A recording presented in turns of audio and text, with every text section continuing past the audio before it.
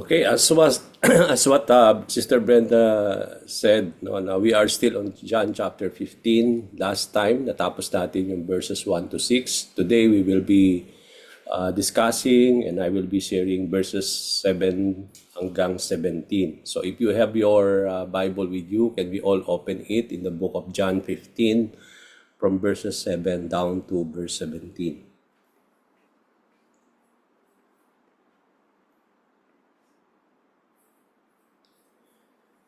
Okay, so let's all read together. Sabi po dito sa verse 7, "If you remain in me and my words remain in you, ask whatever you wish, and it will be done for you.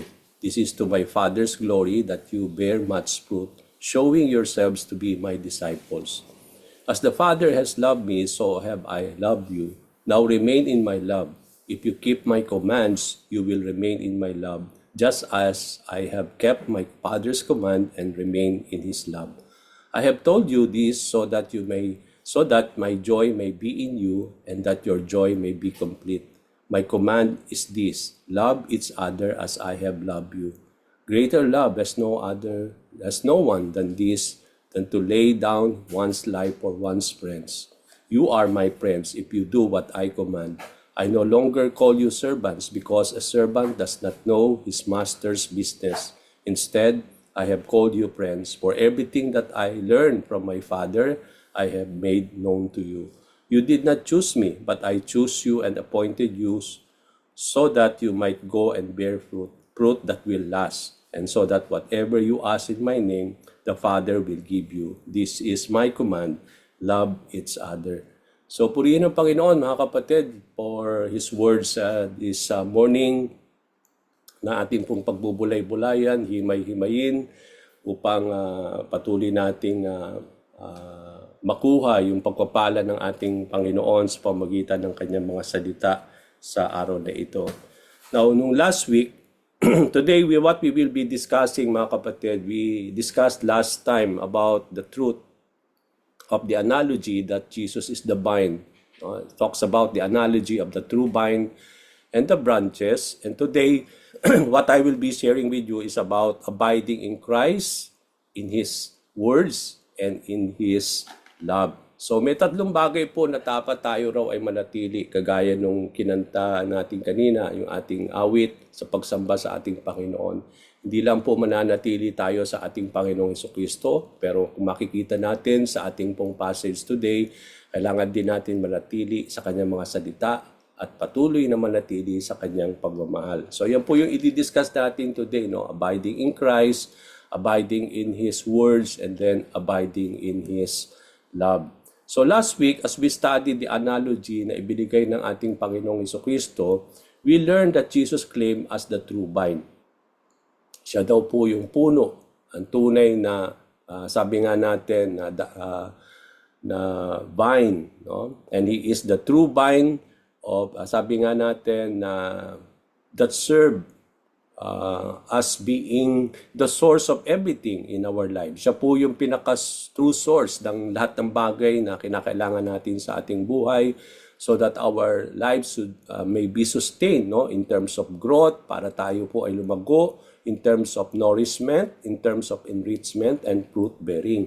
So napaka-importante sa ating buhay bilang mga disciples of the Lord na magkaroon tayo ng growth, no? At yung paglago natin, hindi lang lumalago sa bilang ng taon kung paano tayo nakakilala kay Lord. But then, pag sinabi natin growth dito, hindi yung number of years, but yung growth in terms of maturity, in terms of our service, in terms of worship, in terms of our love for the Lord, no? Yung nourishment natin, nourish tayo, na-enrich tayo. At the same time, He is the source wherein we can truly bear fruit into our lives.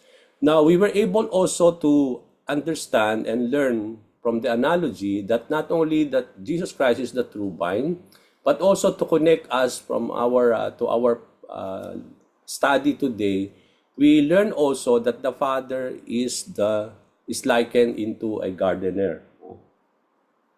He lifts those branches. So may dalawang bagay ang ginagawa ang Panginoong Diyos Ama.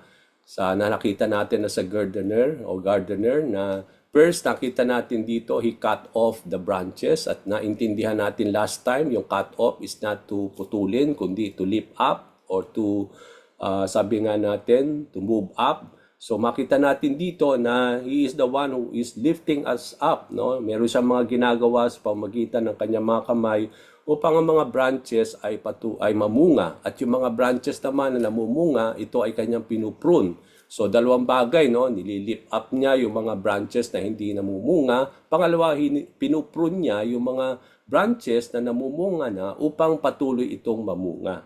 Okay? So in the analogy, makikita natin that we believers in Christ are prepared as being the branches. Tayo po yung mga sanga. No? We are called to remain or abide in the vine, who is the Lord Jesus Christ. And for ourselves, sabi nga doon sa napag-aralan natin, sa pamagitan natin, no, we cannot really bear fruit without the Lord. No, we cannot really grow, we cannot really enrich ourselves, we cannot really, sabi nga natin, nourish ourselves and bear fruit by ourselves. Yun yung nakita nating katotohanan from our last lesson last week. But also, sabi dito, it is only through Jesus Christ, who is the true vine, that we need to abide para po tayo, sabi nga natin, to bear fruit as believers in the Lord.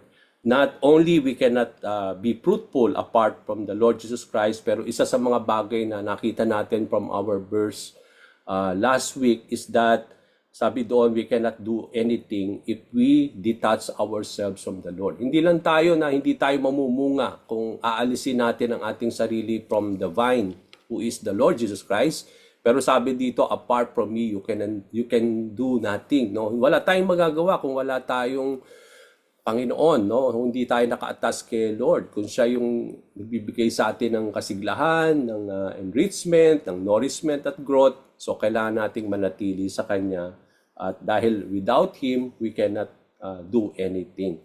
So as we continue mga kapatid today sa ating pong pag-aaral, as we learn from this passage from the Lord, no, from the analogy of the true vine and the branches, there are three important truths or principles na i-discuss natin today. At sabi ko nga kanina, ito yung bibigyan natin ng kahalagahan at pansin today as we study itong verses 17 to 17, itong tatlong principles that we are able to extract from the vine that sabi nga natin that we will be discussing today.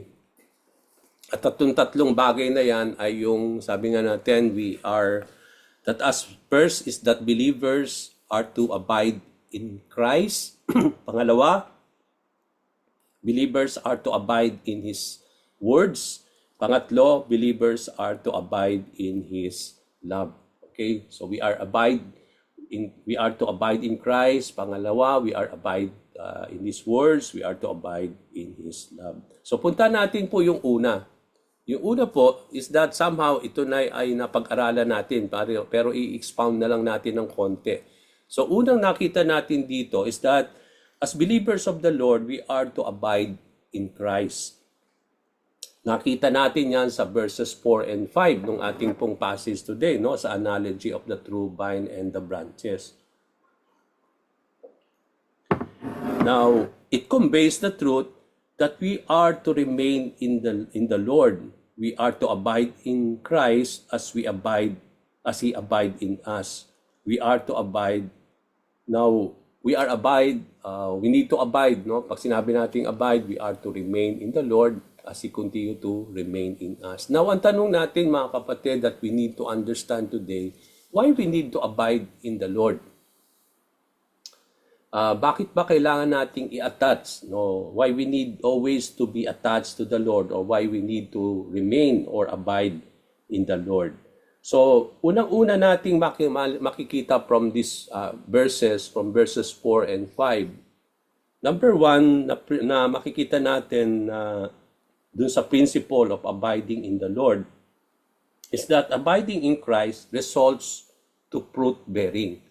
So makikita natin dito na fruit bearing will only be resulted when we know how to abide in the Lord. So yun yung unang-unang makikita natin na katotohanan from the principle that how the Lord called us to abide in Him. Na kapag tayo ay nag-a-abide, nananatili sa ating Panginoong Jesucristo as the true vine, it will result to fruit bearing.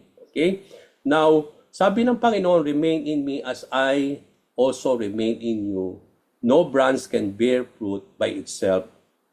Sabi dito, you must remain in the vine. No? Sabi doon, that neither you can bear fruit unless you remain in me. So yun yung nakita natin sa verse 4, no? Na we are called to continue to remain in the Lord because apart from Him, there will be no fruit bearing. Hindi tayo mamumunga kung wala ang Panginoong Jesucristo.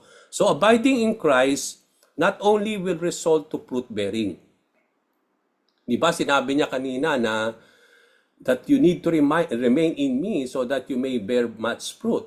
So unang nakita natin from that principle of abiding in Christ is that abiding in Christ will result to fruit bearing. Pangalawang makikita natin is sa verse 5.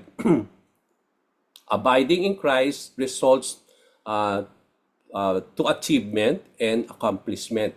So, kasi sinabi niya dito that apart from the Lord, we do not achieve or accomplish anything. Kaya dahil sinabi niya sa verse 5, I am the vine and you are the branches. Sabi dito, if you remain in me and I in you, you will bear much fruit. Apart from me, you can do nothing.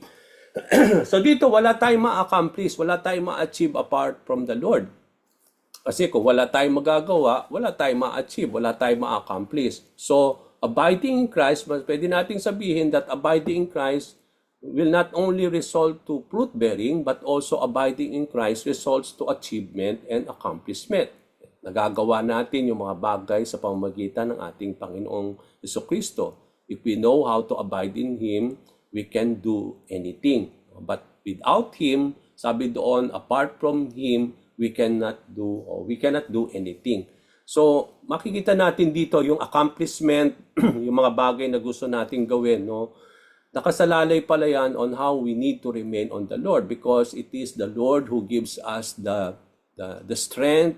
It is the Lord who gives us everything so that we are able to accomplish and achieve the things that we want to do in our lives because apart from the Lord, we cannot do anything. Okay? So, for us to be fruitful in all aspect of our lives, para tayo po ay maging fruitful sa lahat ng aspeto ng ating mga buhay, mga kapatid, at para ma-achieve natin at ma-accomplish natin yung mga bagay sa ating buhay, then doon natin makikita yung unang principle sa salita ng ating Panginoon, that we are to abide in Christ. So the first thing that we learn today is that we are to abide in the Lord. Okay?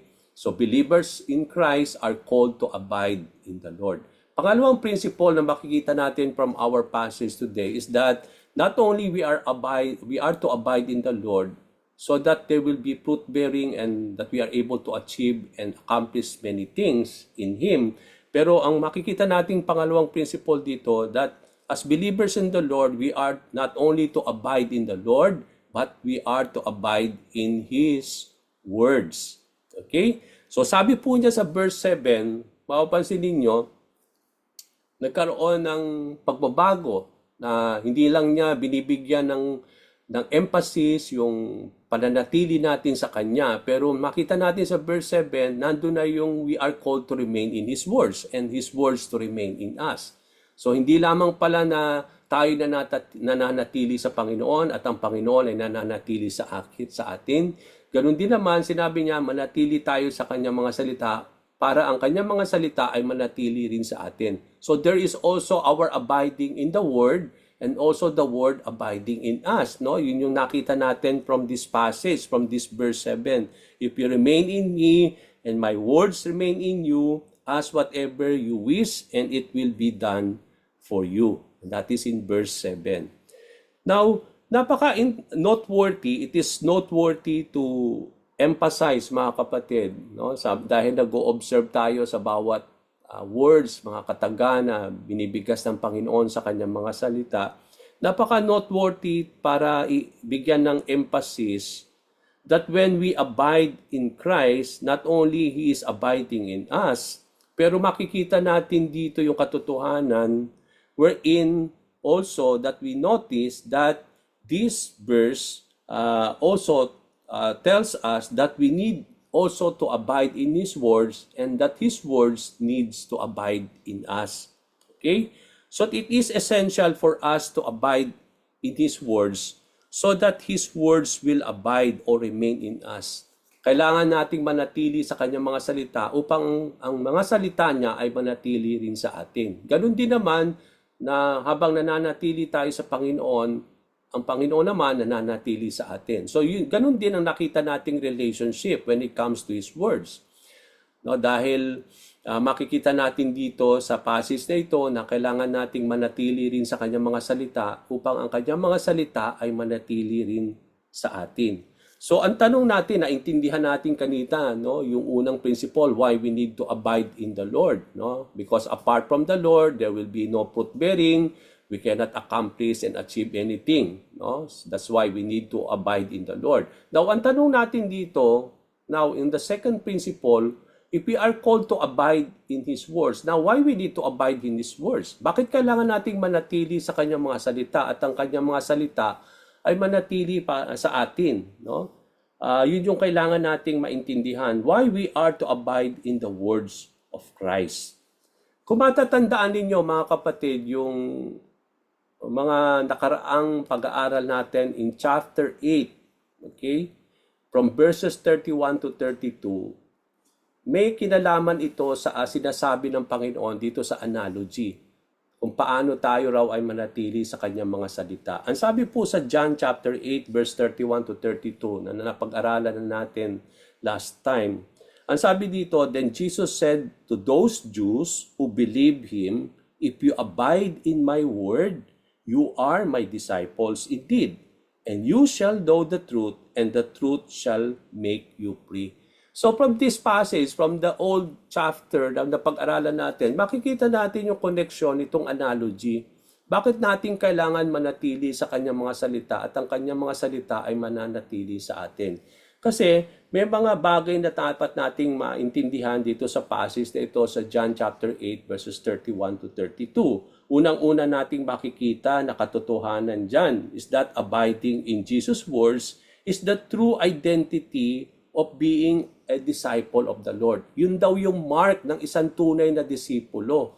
Okay? Kaya sinabi niya dito, no? He told the Jews who are believing in Him, if you abide in my words, you are my disciples indeed. So ito pala ang palatandaan, ito ang mark, o ito ang tunay na identity ng isang tunay na tagapagsunod ng ating Panginoon. Kung marunong siyang manatili sa kanyang mga salita at ang mga salita niya ay mananatili sa atin. So makikita natin dito yung kahalagahan na bilang mga disciples of the Lord na patuloy tayong manatili sa kanyang mga salita. Kasi yun daw ang tunay na identity natin. Yan daw ang ating mark as a true disciples of the Lord. Diyan daw tayo makikilala, no? Bilang mga tagapagsunod. Hindi lang makikilala tayo na mga tagapagsunod dahil sa bunga na nakikita nila sa ating buhay, no, na nagmamanifest sa ating pamumuhay, kundi isa sa palatandaan din ay hindi lang yung bunga. Isa sa palatandaan dyan ay kung tayo ay patuloy na nanatili sa kanyang mga salita. Dahil yan daw po ang tunay na palatandaan na tayo ay mga tunay na disipulo ng ating Panginoon. At yun yung makikita natin dito sa ating passage, no?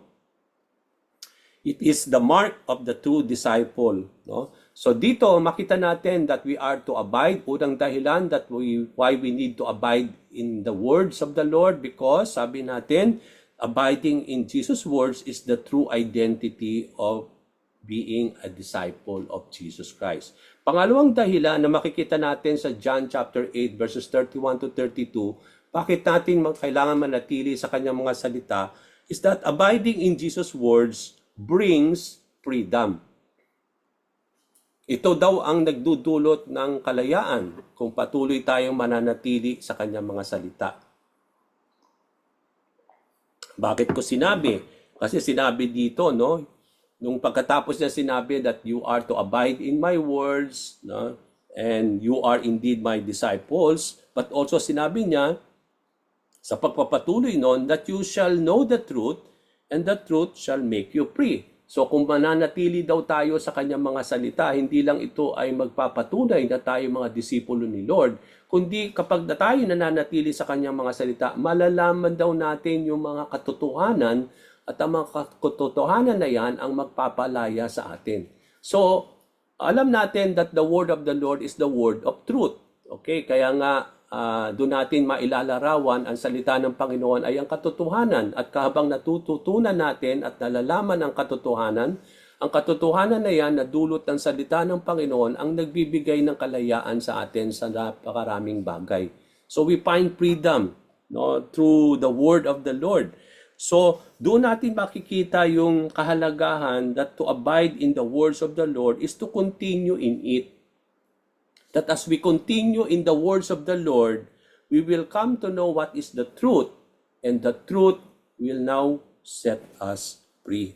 At sabi nga natin, nung mga panahon na hindi pa tayo nakakakilala kay Lord, maraming beses sinasabi natin na alam natin yung mga patungkol sa Diyos, alam natin yung mga patungkol sa Panginoon, pero nung nalaman natin lahat yung mga katotohanan, natagpuan natin at nalaman, hindi pala yun mga katotohanan, no? Mga mali yung ating mga kaalaman nung mga panahon na hindi pa tayo nakakakilala kay Lord. So nung tayo nagsasaliksik ng salita niya, no, nalaman natin yung mga katotohanan, at yung mga katotohanan na yan ay nagpalaya sa atin doon sa mga maling kaalaman natin noon.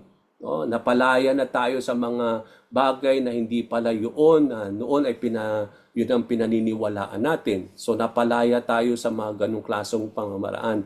Kaya napakaganda na manatili tayo sa kanyang mga salita at when we are called to abide in His words, kailangan daw we need to continue to read.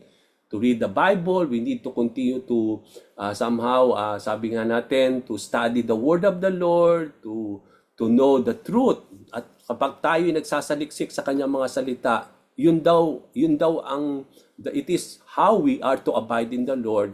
And when we continue to do that, sabi doon, hindi lang na patuloy natin malalaman ang lahat ng katotohanan patungkol sa Diyos, patungkol sa ating Panginoong Jesucristo, kundi lahat ng mga katotohanan na yan ang siyang nagbibigay sa atin ng mga kalayaan sa iba't ibang bagay ng ating buhay. No?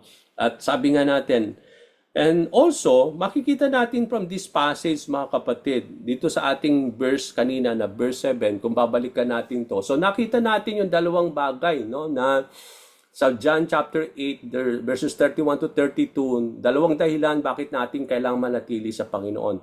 Pero sa verse 7 itself, nung John chapter 15, meron ding another blessing if you know how to abide in the word of the Lord. Kasi sinabi niya dito, if you remain in me and my words remain in you, may pumasok that ask whatever you wish, no? Whatever you want, and it will be done for you. So kung marunong daw pala tayo manatili sa kanyang mga salita, ano man daw ang hilingin natin in prayer, it will be done to us by the Lord, no? So may kinalaman ito when we ask in prayer.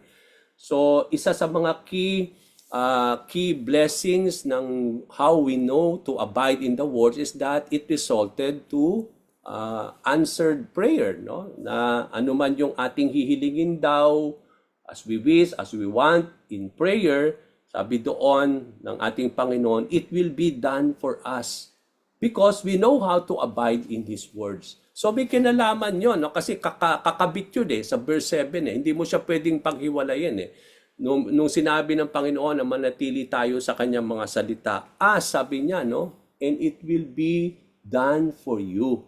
So may kinalaman po yung how the Lord will do things for us when we ask of Him, when we pray to Him, nakasalalay pala yon on how we need to abide in His words. So makikita natin yung tatlong blessing na yan, no? Na sabi natin na kapag tayo nananatili, ito ay tunay na nagpapatuloy na tayo mga disipulo ni Lord. Na kapag tayo nananatili sa kanyang mga salita, doon tayo na nakakatagpo ng kalayaan, ng freedom. But also, sabi nga natin, doon natin makikita yung blessing ng mga kasagutan ng lahat ng mga bagay na hinihiling natin sa Panginoon. Dahil pinangako niya that if we know how to abide in His words, whatever we ask, it will be done for us. Okay? So, yun yung makikita natin dito. Now, in verse 8, makikita natin dito from our passage is that this is my Father's glory, that you bear much fruit, showing yourselves to be my disciples. So, before we go to the third principle, no? So, yung unang principle na natutunan natin today, that as believers, as disciples of the Lord, we are to abide in Christ. At nalaman din natin why we need to abide in the Lord. Pangalawang natutunan natin today is yung principle of how we are called to abide in His words. May mga bagay din tayo nalaman today why we need to abide in His words. No? It's because, sabi nga natin, ito'y nagpapatunay na tayo mga disipulo niya. Pangalawa, it results to, sabi natin, freedom. No? That as we know His words, it will set us free. Pangatlo is that nakasalala yon on whatever that the Lord will do in terms of our asking in prayer. So, but then, before we go to the third principle, napakabigyan ng halaga itong verse 8. No? Napakagandang pagbulay-bulayan ito. Ang sabi ng Panginoon, this is to my Father's glory, that you bear much fruit, showing yourselves to be my disciples. Now, bearing fruit is not only when we remain in Christ, no? And Jesus also remaining in us. But notice that we also, sabi dito, bear fruit when His words is abiding in us. No? So dito natin makikita yung fruit bearing pala, dahil isiningit ito sa verse 8, may kinalaman ito sa verse 7. So hindi lang po na tayo'y mamumunga kung tayo'y patuloy na mag-a-abide sa sanga, no, sa true vine, no, bilang mga sanga. But then, also, makikita natin dito sa verse 8, after verse 7, that when we know how to abide in the words of the Lord, it will also result to fruit-bearing. Tayo rin po ay mamumunga kung patuloy tayo mananatili sa kanyang mga salita. So fruit-bearing is not only abiding in the Lord, but as we abide in His words, it will also result to fruit-bearing. No? Yun yung mapapansin natin dito sa verse na ito. So, the Father is glorified when we bear much fruit. Na nalulugod daw ang Panginoon, no? Naglo-glorify ang Panginoon Diyos sa buhay ng bawat isa sa atin if we are bearing much fruit. So isa yan sa mga bagay na nagbibigay kaluguran sa ating Panginoon Diyos. No, alam natin that there are many things that we do that glorify the Father, pero isa sa mga bagay na gusto nating asamin sa ating buhay upang patuloy na mag-glorify ang Diyos Ama sa ating buhay, ang sabi ng Panginoon is that we need to bear much fruit. And when it happened, the Father is being glorified.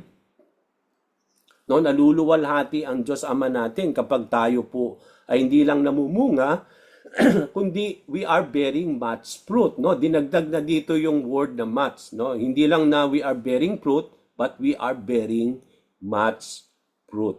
So, similarly, another mark that prove, no, kanina nakita natin yung one of the mark of a true disciple. And sabi doon, isa sa mga marka, isa sa mga palatandaan at isang na tayo mga disipulo ng Panginoon kung marunong tayong manatili sa kanyang mga salita. No? Based on John chapter 8 verse 31. Pero dito sa verse 8, meron siyang binigay din na isang palatandaan na tayo ay kanyang mga disipulo. At ang palatandaan na yan is that when you are bearing much fruit, no? Showing yourselves to be my disciples. So, maipapakita daw natin pala na tayo mga disipulo ng Panginoon at mapapatunayan natin na tayo mga disipulo ng Panginoon, hindi lamang kung marunong tayo manatili sa kanyang mga salita, kundi kung tayo ay magbe-bear much fruit. Kasi sa pamamagitan ng mga fruit na yan ay nagpapatunay na tayo mga disipulo ng ating Panginoon. So another mark that prove that we are really true disciples of the Lord is not only when we abide in His words, but also when we bear much fruit. Hindi lang nalulugod ang Panginoong Diyos Ama kapag tayo po ay nagbe-bear much fruit, pero ang sabi ng Panginoon, when we are bearing much fruit, it shows that we are His disciples. So ito rin na nagpapatunay din pala sa atin. Ito ang palatandaan din pala na tayo'y mga tunay na disipulo ng Panginoon. Kaya dapat asamin natin mga kapatid na hindi lang na kakaunti ang bunga natin, kundi we want to bear much fruit. Dahil kapag nangyari yon sa atin, sa ating mga buhay, it glorifies the Father, sabi ng Panginoon, but also it shows that you are my disciples. Ito'y nagpapatotoo, nagpapatunay na tayo'y mga disipulo ng ating Panginoon. Okay, now let's go to the third principle. As believers, as disciples of the Lord, no, we are to abide in the love of the Lord, in Christ's love.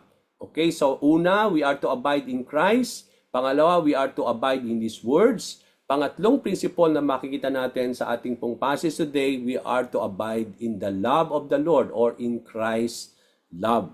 Bakit ko sinabi yan? Sa verse 9, tuloy natin sa verse 9. As the Father has loved me, so have I loved you. Remain in my love. Okay, so nag-shift na naman siya, no? From these verses. Not only we are to abide in Him, not only we are to abide in His words, but now, sabi ng Panginoon, you are to abide in my love. So we are to abide in this love. O, hindi lang dapat marunong tayong manatili kay Kristo, hindi lamang dapat marunong tayong manatili sa Kanyang mga salita, lalo tigit sa lahat, sabi ng Panginoon, marunong tayong manatili sa Kanyang pag-ibig. Okay? Now, alamin natin mamaya why we need to abide in the love of the Lord, no? Dahil tinanong natin kanina why we need to abide in Christ, why we need to abide in His words, then dapat malaman din natin bakit kailangan nating manatili sa Kanyang pagmamahal o sa Kanyang pag-ibig. So the truth that Jesus loves us should lead us to remain in His love. Ano ang magdadala sa atin, mga kapatid, upang manatili sa Kanyang pagmamahal? Mapapansin ninyo, kasi we are observing His words, no? Ang sabi niya sa verse 8, as the Father has loved me, so I have loved you. So after that, doon niya sinabi, now, sabi niya, remain in my love. So why we need to remain in His love? Because of the love that He had given us, no? Sabi niya, so have I loved you. Because He loves us, then it should lead us, it should compel us now to remain in that love. Dahil mahal tayo ng Panginoong Jesucristo, dahil dapat manatili daw tayo na yon doon sa pagmamahal na yon. So ang magdadala daw pala sa atin upang patuloy tayo manatili sa pagmamahal niya ay yung pagmamahal niya na ipinakita niya sa bawat isa sa atin. Nung minahal niya tayo, mga kapatid. This means that experiencing the love of Christ and the Father should compel us to remain in His love. Dahil naranasan din natin yung pagmamahal ng Diyos Ama sa pamagitan ng Diyos Anak. At ang nakita din na-experience din natin yung pagmamahal, hindi lang ang pagmamahal ng ating Panginoong Diyos Ama, kundi ang pagmamahal ng Diyos Anak. Then ito ang magdadala sa atin upang manatili sa pagmamahal ng Diyos. Okay, dahil naranasan natin yung mga pagmamahal ng yan ng ating Ama, pagmamahal ng Panginoong Jesucristo, it should always lead us now, compel us now to remain in the love of the Lord. Now, ang tanong naman natin dito, but how do we remain, no? But how to remain or abide in the love of the Lord? Sa papaanong paraan tayo mag-a-abide sa Kanyang mga salita? What proves that we are abiding in the love of the Lord? Ano ang magpapatunay para malaman natin bawat isa sa atin na tayo nananatili sa kanyang pagmamahal? Okay, so isa kanina nakikita natin, no, na malalaman pala natin kanina na tayo ay nag-a-abide kay Kristo kung pananatili tayong naka-attach sa Kanya. Malalaman din pala natin kung tayo nananatili sa kanyang mga salita, kung patuloy natin sinasaliksik ito, at malalaman natin ang katotohanan, at ang katotohanan na yon ang magdadala sa atin ng kalayaan. So dito natin, malalaman din pala natin kung tayo ay nag-a-abide sa kanyang pagmamahal. Sa papaanong paraan natin malalaman, mga kapatid, paano ko masusukat at paano ko malalaman that I am abiding in the love of the Lord? Now sa verse 10, tingnan niyo po yung verse 10. If you keep my commands, you will remain in my love. Okay, mga kapatid, ito po yung palatandaan. Yun po yun. Kung gusto niyo, kung paano tayo nananatili sa kanyang mga salita sa kanyang pagmamahal, at paano natin mapapatunayan na tayo nananatili sa pagmamahal ng Diyos. Ang sabi ng Panginoon sa verse 10, if you keep my commands, you will remain in my love, just as I have kept my Father's command and remain in His love. Okay, so makikita natin, ang ganda nitong verse 10 na ito, no, na i-observe at pagbulay-bulayan. So, abiding or remaining in the love of Jesus Christ is to keep His commands. Doon pala natin malalaman, mga kapatid, kung marunong na tayo mag-abide sa pagmamahal ng Diyos. Masusukat natin kung tayo nananatili sa kanyang pagmamahal, kung marunong na raw tayong sumunod sa bawat kautusan ng ating Panginoong Hesukristo. Yun ang palatandaan naman, na tayo ay nananatili sa kanyang pagmamahal. May kinalaman po yun sa pagtupad sa kanyang mga salita, sa pagtupad sa kanyang mga kalooban. Because those who keep His commands are those who are abiding in His love. Yun ang sinabi ng Panginoong Hesukristo. So obedience to the commandments of the Lord shows our love for Him and how we are abiding in His love. Ito ay nagpapakita, ito ay nagpapatutuo kung marunong tayong sumunod sa kanyang mga kautusan. Ito ay nagpapakita daw at nagpapatutuo na tayo raw ay na mga disipulo na nananatili sa kanyang mga salita. So doon natin makikita yon. Now, suportahan natin yan ng isang sinabi rin ni John sa 1 John chapter 5 verse 3. Okay? Suportahan natin yan. Yun din ba ang sinasabi ni John sa kanyang writing sa 1 John? Hindi lang natin nakita yan sa John, kundi sa kanyang sulat, sa kanyang epistle, sa 1 John 5, sa verse 3, sinabi niya dito, loving God means keeping His commandments. And His commandments are not burdensome.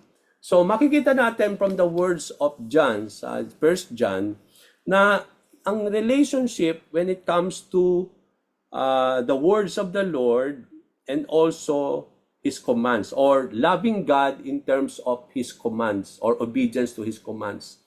Dito sa ating verse 10, nakita natin that if we keep His commands, yun daw ang nagpapatunay na nananatili tayo sa pagmamahal ng Panginoon. So makikita natin yung relationship niyan dito sa passage natin sa 1 John 5, na ang pagmamahal daw natin sa ating Panginoon Diyos means keeping His commands. So kapag sinabi ko ako ay mahal ko ang Diyos o mahal ko si Kristo o mahal ko ang Panginoon, sinasabi ko sa sarili ko na marunong ako sumunod sa Panginoon. Because loving God, loving Jesus Christ is keeping and obeying His words. So hindi natin pwedeng sabihin na mahal ninyo ang Diyos o hindi ko pwede sabihin mahal ko si Kristo kung hindi pala ako marunong sumunod sa kanyang mga kautusan. Kasi loving God is keeping and obeying His words. Yun ang salita ng Panginoon. Yun daw po natin masusukat na yung vice versa. If we keep His words, then that proves itself that we love the Lord. Now, if we love the Lord, that also tells us that we are keeping His commands. So, vice versa yun, no? Kung marunong tayo sumunod sa kautusan ng Panginoon, ito ay nagpapakita na mahal natin ang ating Diyos. Now, kapag minamahal ko naman ang Panginoon, ito ay nagpapakita na marunong akong sumunod sa kanyang mga salita. So, vice versa yun, mga kapatid. Na makikita natin from this passage. So Jesus, makita natin dito, liken our relationship with Him, and also in terms of abiding in His love, in terms of His relationship with the Father. Hindi nyo napansin, no? So dun sa binasa natin kanina, doon sa verse 10. Ang sabi niya, if you keep my commandments, you will remain in my word, in my love, just as, no, kinumpara niya yon sa relationship niya sa Diyos Ama. So yung nangyayari sa atin between us and Jesus Christ is the same thing that is happening with Him and His Father. If we know how to keep His commands and we know how to remain in His love, ganun din naman ang Panginoong Jesucristo sa kanyang Diyos Ama. Okay, makita natin dito, just as I have kept my Father's commands and remain in His love. So si Jesus, siya na nga yung Diyos Anak, no? Makikita natin dito that they are co-equal in many things, in power, in dominion, yung God the Father, God the Son. Pero dito natin makikita na nananaig kay Jesus yung kanyang pagkatao, yung pagkakanyang magiging bilang God in the flesh, no? Because He is also 100% human being, and being a human being, He was called to obey God the Father, no? Kaya nga dito, hindi lang siya na ino-obey niya yung bawat commandments ng ating Diyos, ng kanyang Diyos Ama, but also, sabi niya, ako rin ay nananatili sa pagmamahal ng aking Ama. Okay, dito natin makikita yon, no? Kung ganun si Jesus, ganun din ang tawag niya sa atin. Kasi yun yung nakita nating modelo sa Kanya. Bilang, sabi nga natin, bilang ating Panginoon. Kung siya, marunong siyang sumunod sa mga commandments ng kanyang Ama at marunong siyang manatili sa pagmamahal niya, at yun ang nagpapakita ng pagmamahal niya sa kanyang Ama sa langit. So, ganun din daw ang tinatawag ng Panginoon. Yung relasyon na yon ay dapat mangyari din sa ating relasyon sa ating Panginoong Jesucristo. That as the Lord continue to love us, we need to know how to abide in His love, no? And remain in that love. Jesus is our great example in terms of abiding in love. Kasi pinakita niya yon. So kung yun ay modelo ng ating Panginoon na gusto nating tularan, then how important it is, mga kapatid, that in our relationship with the Lord Jesus Christ, we need to abide in His words. At yun yung, and abiding in His words means keeping His commands. As the Lord continue to keep the commands of the Lord in showing His love for the Father. So may kinalaman po yung keeping and obedience the commandments of the Lord in terms of showing our love for Jesus and abiding in the love of the Lord. Hindi mo siya pwedeng paghiwalayin, mga kapatid. Because loving God, loving Jesus means keeping His commands. Yun po yun. No? We cannot really remove it when we are called to abide in the love of the Lord. So one of the commands that we are to keep to show that we abide in the love of the Lord is when we are called to love one another. Kaya nga pumasok yung verse, sabi natin, verse 12. My command is this. Nung sinabi niya, if you keep my commandments, it is you who abide in my love, no? That kung tayo ay marunong sumunod sa kanyang mga commands, ito ay nagpapakita na tayo nananatili sa kanyang pagmamahal. And then sumingit yung verse 12. And this is my command. So isa ito sa mga dapat nating ituparin para it proves that we are abiding in His love. And to abide in His love is to keep His commandments. And one of His commandments is this verse 12. And what is verse 12? My command is this, love each other as I have loved you. So makikita natin dito, mga kapatid, abiding in the love of the Lord is loving each other.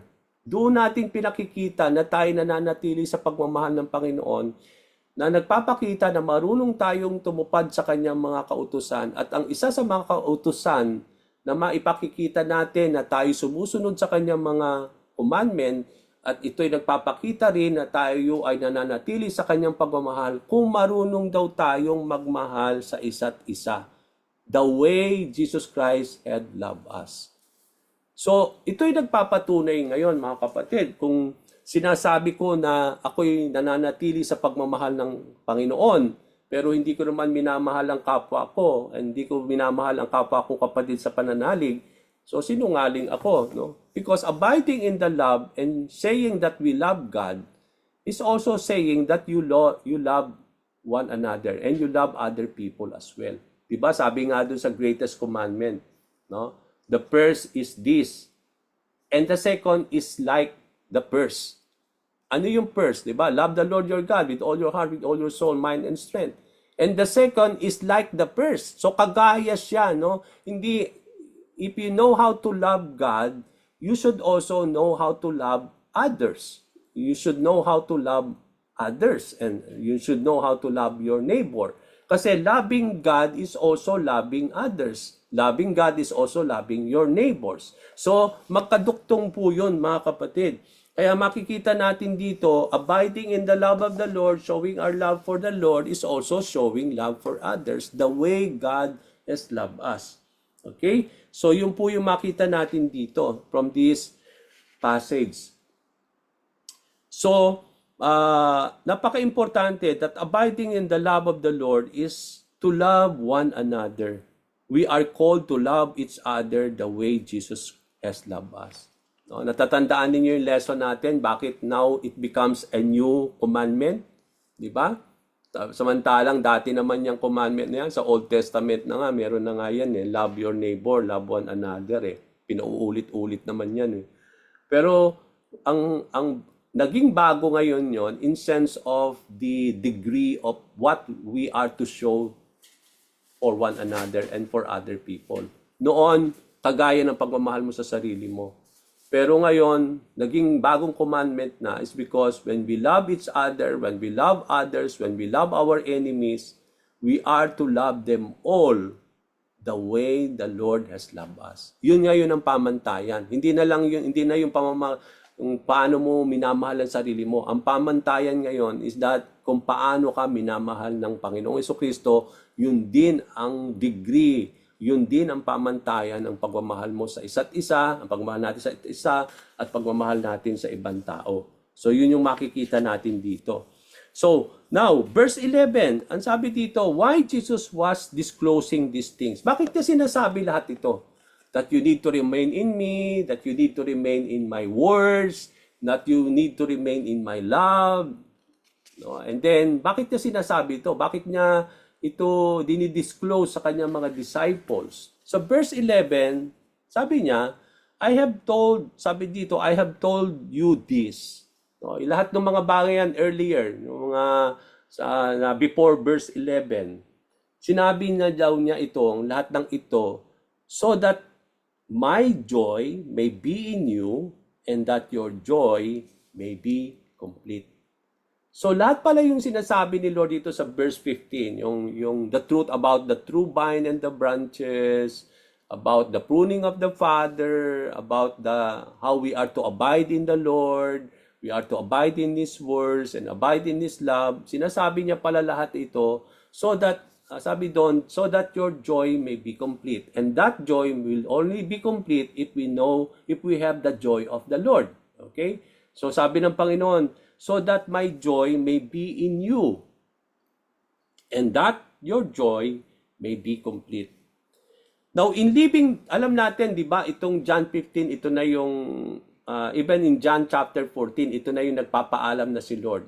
Malapit na niyang iwanan ng mga disciples, kino-comfort niya yung sa chapter 14, kino-comfort na niya yung mga disciples sa kanyang pag-alis. Ganun din naman, papapatuloy sa chapter 15, no? Na kino-comfort niya yung mga disciples. Not only He is giving and sabi dito, allowing them to have His peace. Dahil sa John chapter 14 verse 27, di ba? I now give you my peace I leave you. So gusto niya na manatili sa kanila yung kapayapaan ni Kristo. God wants His peace to be upon them as He will be leaving them. Okay, so hindi lang po na dito natin makikita sa John chapter 14 that Jesus Christ wants His peace to remain in us, that He is leaving His peace in us. But also in this passage, He wants His joy to remain in us, to be upon us. Hindi lang gusto ng Panginoon na magkaroon tayo ng kapayapaan na nagmumula sa Kanya, kundi yung kagalakan na nagmumula sa Panginoon ay ang dapat maging kagalakan daw natin. Kapag meron tayong kagalakan ng Panginoon, our joy will be complete, ang sabi ng Panginoon. So hindi lang dapat manatili tayo sa kapayapaan at ang kapayapaan ni Kristo ay manatili sa atin. Kundi gusto din ng Panginoon na magkaroon tayo ng kagalakan na nagmumula sa Kanya at tayo manatili sa kagalakan na yan ng ating Panginoon so that our joy would be complete. Sabi nga natin, it is a kind of joy that is complete. Ang sabi ng Panginoon, so that your joy will be complete. So itong kagalakan na ito na gusto niyang ibigay ng Panginoon, na gusto niyang manatili sa ating mga puso at tayo mananatili sa kagalakan na yan, ay kompleto. Ibig sabihin, when we say that it is complete, hindi siya nababago. It will continue to remain. No? Yung talagang nananatili siya. It does not end. Yung kagalakan ng Panginoon, kagaya ng kapayapaan niya, walang patid. Hindi, in the midst of chaos, hindi tumitigil yung kapayapaan ni Kristo. Kaya hindi naguguluhan ang ating pag-iisip kapag tayo may mga problema. No? Dahil yung kapayapaan na yon ang nag-guard sa ating puso at isipan. So that we are still able to do the will of the Lord. Ganon din naman pagdating sa kanyang kagalakan. Dapat manatili tayo, ang kagalakan ng Panginoon ay mapasa atin at ang tayo manatili sa kanyang joy is because, sabi nga natin from our passage, it does not end. It never ceases. No? Hindi tumitigil yung kagalakan na yan. There are many things that give us joy and happiness in this world. Maraming bagay, mga kapatid, sa ating buhay na nagbibigay sa atin ng kagalakan at kasiyahan, no? Kaligayahan, no? Maraming tayo. Kaya nga mga tao, kapag may mga material na bagay, akala nila yun na yung kagalakan talaga na magbibigay sa kanila ng lubos-lubos na kasiyahan sa kanilang mga buhay. Pero hindi nila alam na ito'y temporary na joy lang. Ito'y temporary na happiness lang. Panandali ang kagalakan lang. Panandali ang kasiyahan lang, mga kapatid. It is not complete. No? It will not really remain. Kaya that itself, no? kapag nawala na yon, wala na rin kasiyahan. Kapag wala na yung ganong klaseng nagbibigay kagalakan sa kanila, wala na rin kagalakan. But when it comes to the joy that comes from the Lord, it is always complete and it is remaining. Okay, yun yung kaibahan nun. It is not just for a moment lang na nasisiyahan tayo, pero after that, malungkot na tayo. Okay, hindi ganun eh. So, dito, in the midst na meron tayong nagbibigay kalungkutan sa atin, or sometimes that we are down, hindi lang nananatili ang kapayapaan na yon, pero yung kagalakan nandun pa rin. Okay? Kaya nga, sa isang Kristiyano, kahit namatayan ng isang mahal sa buhay, may joy pa rin, no? Kasi yung joy, what gives joy is that he is now in the Lord. Na he is now in the presence of God, no? Yun yung nagbibigay kagalakan sa atin. Dapat nga maingkit tayo sa isang namamatay eh. Kasi compare with us that we are here in this world that full of trouble, full of problems, full of temptation, mas mapalad po yung mga taong nasa Panginoon na. No, dapat nga kasi yun nga sabi ni Paul, we are groaning for that. Kasi yun yung gino-grow ng ating inner being na mapunta na tayo kay Lord, no? Hindi dito sa lupa na ito, but until such time, sabi doon, na gawin pa rin nating ugaliin na malugod ang Panginoon kahit punong-puno tayo ng problema dito sa lupa. No? So yun yung hinaing ng ating buhay. So but then mga kapatid, no, sabi nga natin, our joy will only be complete if we have the joy of the Lord. Diba? Yung kanta, the joy of the Lord is my strength. No? Yun yung nagbibigay sa atin ng lakas eh. No? Nagbibigay to go on kahit may mga bagay na nagbibigay kalungkutan.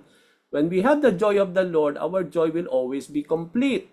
No? It will always remain. No? At yun po yung kahalagahan na we know how to abide and remain in the joy of the Lord. In verse 12, Jesus conveyed His love for His disciples. At paano ipinakita niya yung pagmamahal na yan? Nung sinabi niya, I have loved you, paano niya pinakita yung pagmamahal na yon sa kanyang mga disciples? nung sinabi niya that I have loved you. Pinakita niya yan sa verse 13. Ano yung sinabi sa verse 13? Greater love has no one than this, to lay down one's life for one's friends. So, nung sinabi ng Panginoon, okay, I have loved you, hindi lang sa salita niya sinabi yon.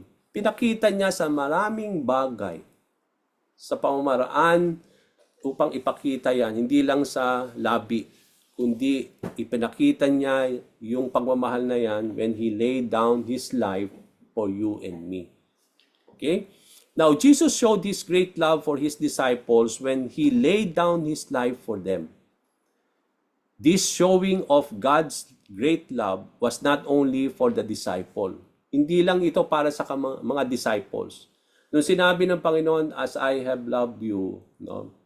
Sabi dito, then He said that greater love is no one than this, as to lay one's life for a friend.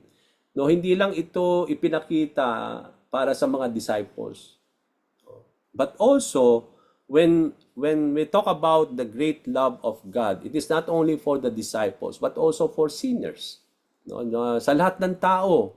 Hindi lang ito sa mga disipulo ng Panginoon na ipinakita ng Panginoon Diyos ang pagmamahal niya when He laid down His life for them, but it is the showing of the great love of God for all mankind, including sinners. Okay? For all mankind, including yung mga makasalanan. But how do we apply this in our lives? Dahil modelo natin si Jesus sa lahat ng bagay.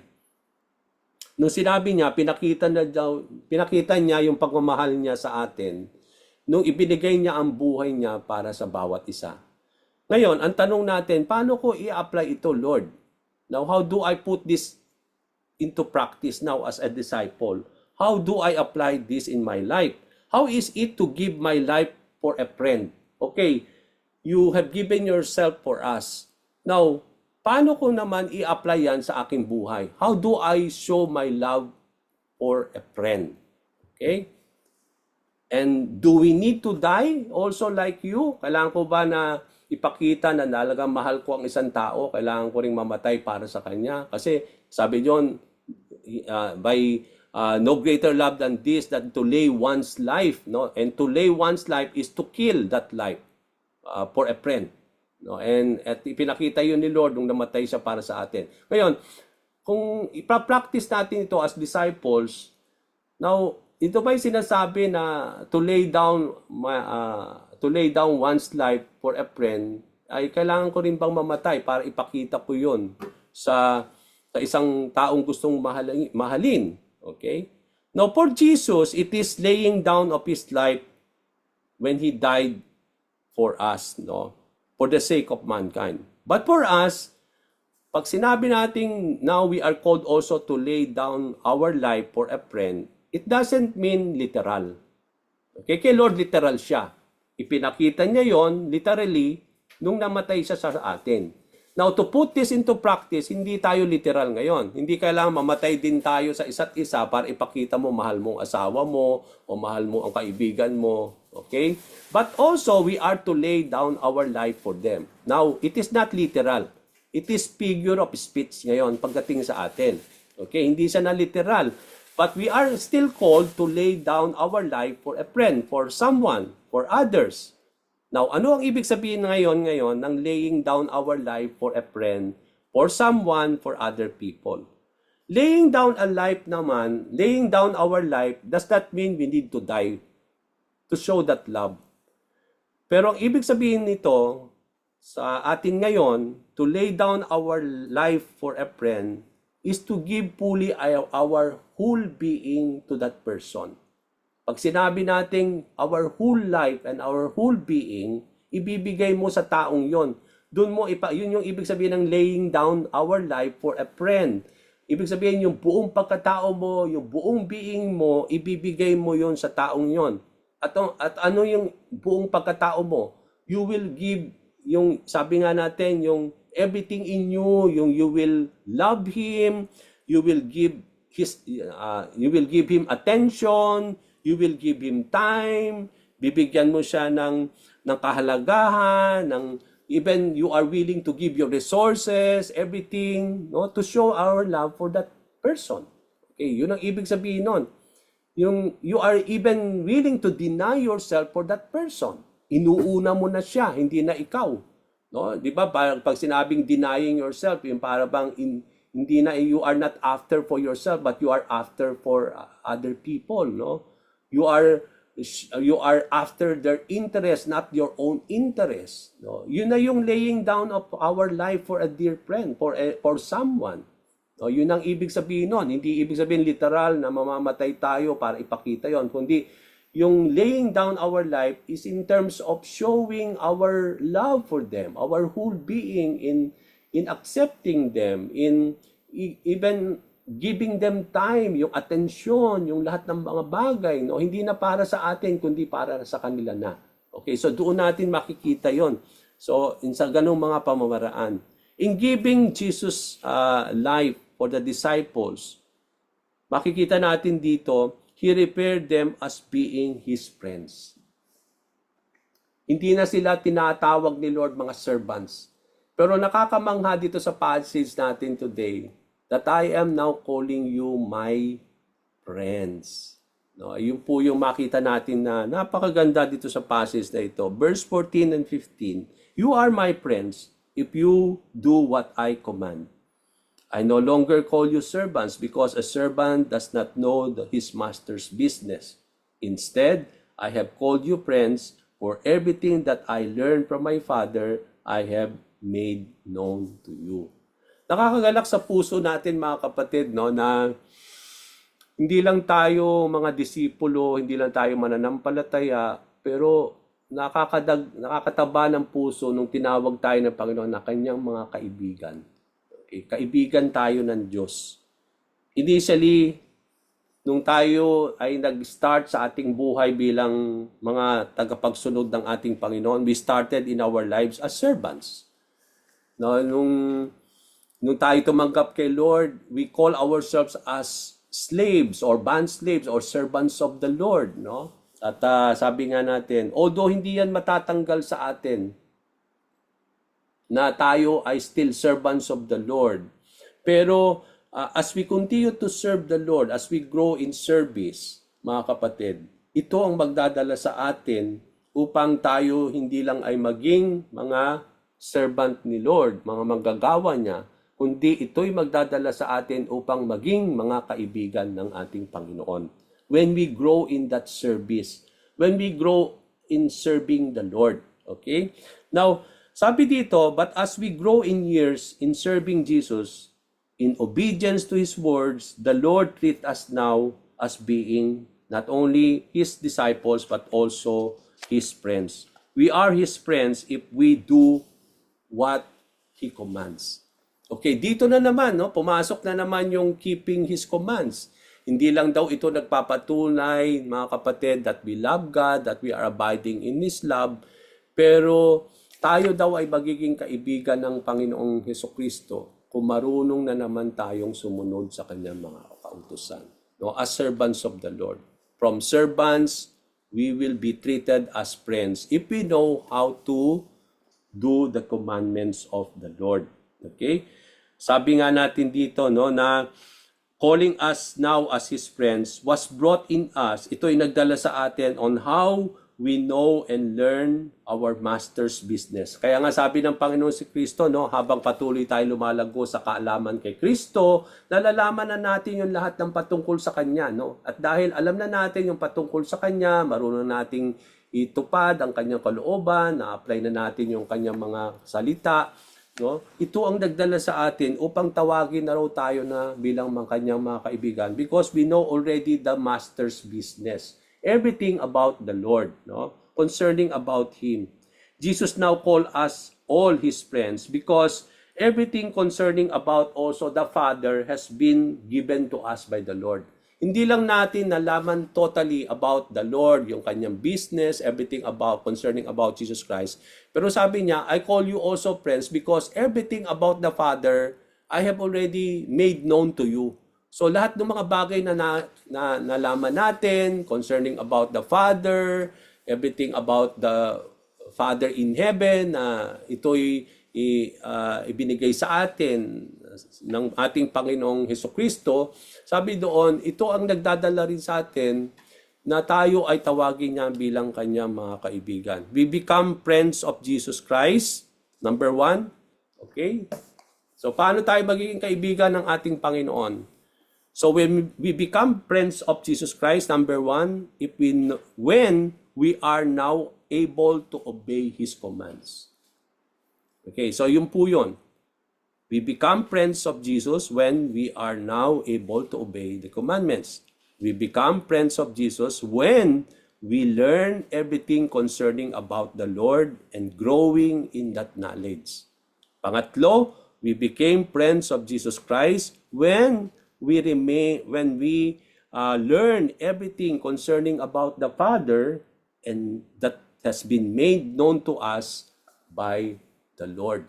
So yung tatlong bagay na yon, kapag marunong na raw tayong mag-obey sa kanyang mga salita, kapag tayo ay natutunan na natin at naintindihan na natin lahat-lahat patungkol sa ating Panginoong Hesukristo at tayo'y lumalago sa kaalaman na yon at nalaman din natin yung lahat-lahat ng patungkol sa Diyos Ama na i-disclose, na ibinigay sa atin na ibinigay ng Panginoong Hesukristo para malaman natin ang Diyos, ito raw ay nagpapatunay at itong magdadala sa atin upang tayo maging mga kaibigan na ng ating Panginoon. Now, how do we see ourselves?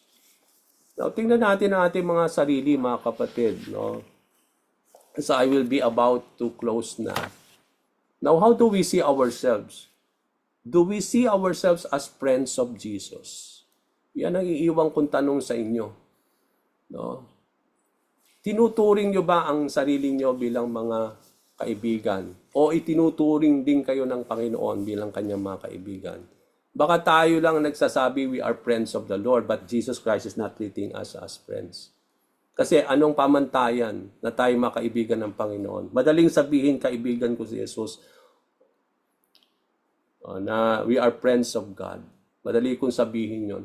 Pero ang pamantayan niyan is based on what the Lord says. No, doon sa verses natin. Yan po yon sa verses 14 and 15. Tayo mga kaibigan ng Diyos kung marunong na tayong tumupad sa kanyang mga salita. Yun po yung pamantayan. Kung tayo lumalago sa kaalaman, sa mga bagay na patungkol sa business ni Lord. No? Ano ba ang business ni God, ni Jesus Christ? Yung to search and save for the lost. Yan ang business ni Lord yung dito sa lupa. So tayo mga kaibigan ni Lord, we are doing also the business of the Lord. Kung hindi, then how is it really for us to say that we are friends of the Lord?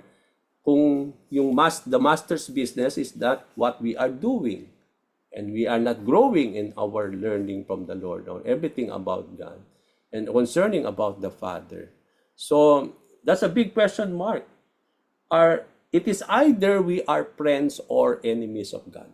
Dalawa lang yan. If we are not friends, then we are enemies. And if we are not enemies, then we are friends. And then sabi nga ng Panginoon, no, na friendship with the world is enmity with God. Friendship with the world brings us as being enemies of God. So kapag nakikipagkaibigan tayo sa mundo, kalaban tayo ni Lord.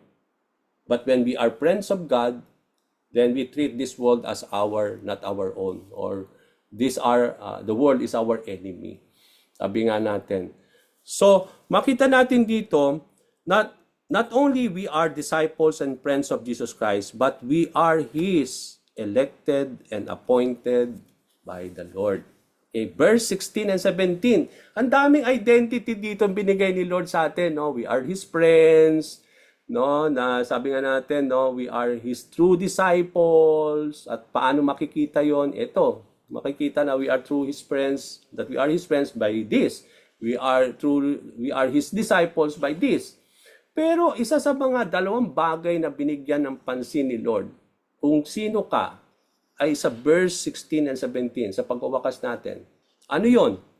That you are His elected people and you are His appointed people. You are God's elect and appointed person. Yan po ang identity mo. Ano yon? Verse 16 and 17, you did not choose me, but I chose you and appointed you so that you might go and bear fruit. Fruit that will last. And so that whatever you ask in my name, yan na naman po, no? Whatever you ask in my name, the Father will give you. This is my command. Inulit na naman niya. Love each other. Okay. Another identity na binigay ng pansin dito, no? Sa atin ng Panginoon, that you are God's elected people.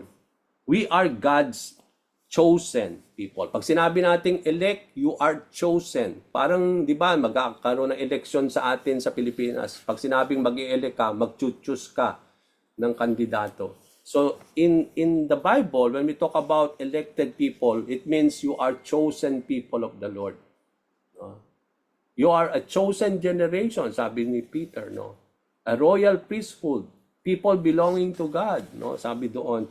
So you are chosen people of the Lord, no? Jesus said, we did not choose him, but he chose us. God's election is purely the work of God. It is Jesus who chose us to be who we are. Election means to be chosen. So hindi tayong pumili kay Lord, siya ang pumili sa bawat isa sa atin. So you are elected by God. Pangalawang identity mo, ang mark mo, is that we are God's appointed people.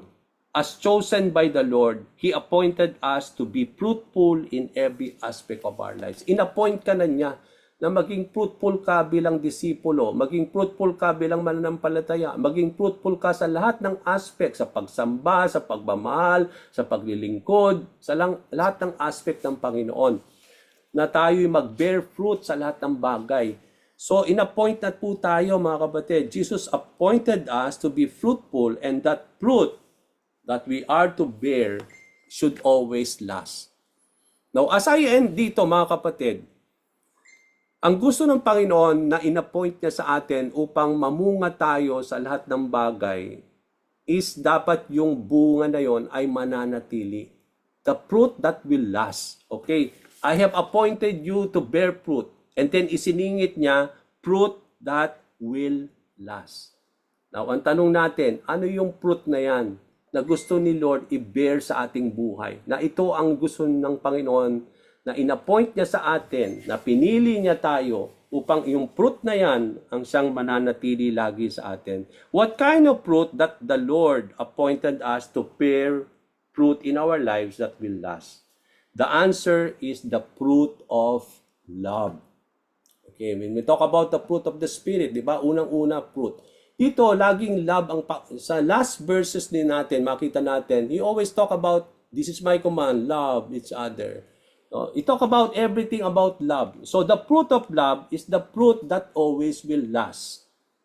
Sabi nga sa verse 17 says, ang sabi nga, no, this is my command, love each other. Now, why the fruit of love will last forever? No, I will end na. Before I turn this to Sister Brenda. Bakit ang fruit of love ang mananatili? That it will last forever. Bakit itong fruit na ito ang siyang mag-bear sa atin? At diyan tayo in-appoint ni Lord na mag-bear fruit. And that fruit, if we have that, will always last forever in our lives. There are three aspects that we are called to remain or to bear fruit in our lives. Sa 1 Corinthians 13:13, take note of that. And now these three things, and now these three remains. Nananatili daw itong tatlong bagay na ito. Ano yon? Faith, hope, and love. But then sa huli sinabi ni Paul, but the greatest of these three is love. Itong tatlong ito, napaka-importante po ito. It will remain in us. At also, we need to remain in these three aspects. Dapat yung faith, hope, and love ay nananatili sa atin. Ganon din naman, as we wait upon the Lord, dapat manatili tayo sa faith, hope, and love. Okay? Now, we are called to abide and remain in these three things, in this aspect, because these three remains. Nananatili daw ito. Not only we remain or abide in faith, hope, and love, But these three should abide in us. This should always remain in us, mga kapatid. Itong tatlong bagay na ito. Although these three things are important to bear in our lives, although napaka-importante po itong tatlong bagay na ito, pero dahil sinabi ni Lord, out of these three things, the greatest is love. It's because, makita natin, it is a fruit that will always last forever. Compare with faith and hope. Bakit? Kasi yung faith and hope, kung mapapansin ninyo, napaka-importante yan as and loving the Lord. Important po yung tatlong bagay na yan, no? As we wait upon the coming of the Lord Jesus Christ. Kailangan natin manatili sa ating pananampalataya para hindi tayo po maligaw, no? Yun para we are ready always on the coming of the Lord. Kailangan natin, we need to have hope. As we wait upon the coming of the Lord, we need to love the Lord as we continue to wait upon the Lord. Pero kapag dumating na si Lord, and He took us now into heaven, so parang wala nang halaga yung faith natin. Kasi nandun na tayo no? Kay Lord nandun na tayo. Yung hope natin, yun na nga yung hope natin. Dumating na yung living hope natin. Yun na yung pag-asa natin nung pagdating ni Lord Pero yung love, hindi tumigil.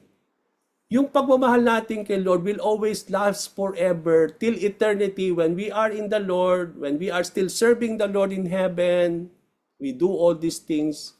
When we worship the Lord day and night there in heaven, we do it always out of love. Kaya nga mapapansin natin dito, although these three will remain until the coming of the Lord, but there will be time that the faith and the hope is something na sabi nga natin na parang titigil na is because nandun na tayo sa presensya ng ating Panginoon. Pero yung pag-ibig ang siyang mananatili and it will last. At itong pag-ibig na ito ang siyang ang inappoint sa atin upang mag-bear fruit sa ating buhay. Ngayon at sa ating pong mga bagay na mangyayari sa pagdating ni Lord. So, sabi nga niya doon, it is a fruit that will always last. At itong fruit na ito, na tinutukoy lagi ito sa John 15, that we are to bear much fruit, is the fruit of love.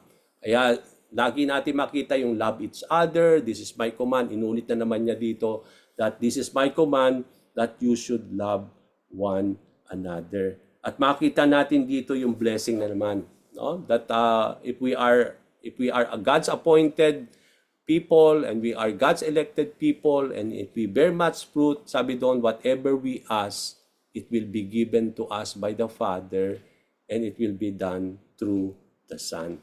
So praise the Lord po mga kapatid. We are on time. I'll bring this back. Let me just put the recording into stop.